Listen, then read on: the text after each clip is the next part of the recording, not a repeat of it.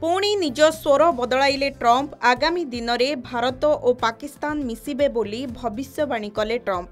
पुणी भारत माटी को प्रशंसा कले, कहिले भारत एक महान देश। शाहबाज शरीफ को सामने प्रधानमंत्री मोदी को प्रशंसा कले ट्रंप। पाक प्रधानमंत्री ट्रंप को कथा सुनी चाहि रहिले तांको।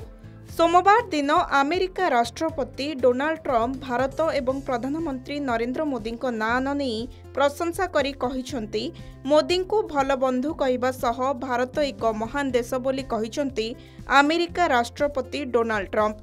इजिप्ट रे अनुष्ठित शार्मेल शेख सम्मेलन रे संबोधन करी एहा कहिसंती ट्रंप। से आहुरी मध्य कहिसंती जे भविष्यत रे पाकिस्तान और भारत भल बंधु होई रहिबे। दुई परमाणु संपूर्ण देशर भल संपर्क नहीं से आशावादी थिबा कहिसंती ट्रंप।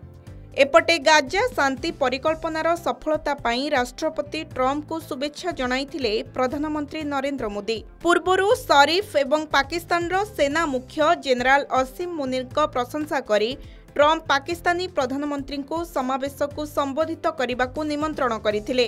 शरीफ का अभिभाषण परे ट्रंप पोडियम को फेरी आसिले एवं शरीफ का भाषण को उत्कृष्ट बोली प्रशंसा कले। से एहा मध्य मजारे कहिथिले जे कहिबाकू आउ किछि बाकी नाही, तेणु आसंतु घर को जिबा। ट्रंप एपर्यंत 7टी विवादर समाधान करिसंती बोली दाबी करिसंती, जेउथिरे भारत एवं पाकिस्तान मध्यरे विवाद मध्य रहिछि। तथापि से इस्राएल गाजा विवाद को जोड़ी एही संख्या 8 को वृद्धि करिसंती। नोबेल शांति पुरस्कार न पाइबा परे सोमवार दिन अमेरिकार राष्ट्रपति कहिथिले जे से ए पर्यंत 8टी युद्ध बंद करिसंती। एहा करिबा एक सम्मानर कथा। से लक्ष लक्ष जीवन बंचाइछंती। ट्रंप आहुरी मध्य कहिसंती जे संप्रति प्रदान करा जाइथिबा नोबेल शांति पुरस्कार को 2024 पई बाछिथिले, किंतु किछि लोक कहुथिले जे से एक व्यतिक्रम होई पारंती कारण से बंद करिथिबा समस्त युद्ध एही वर्षर अर्थात 2025 रो घटना थिला।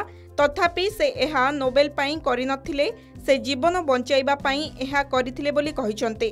ब्यूरो रिपोर्ट, के न्यूज, ओडिशा।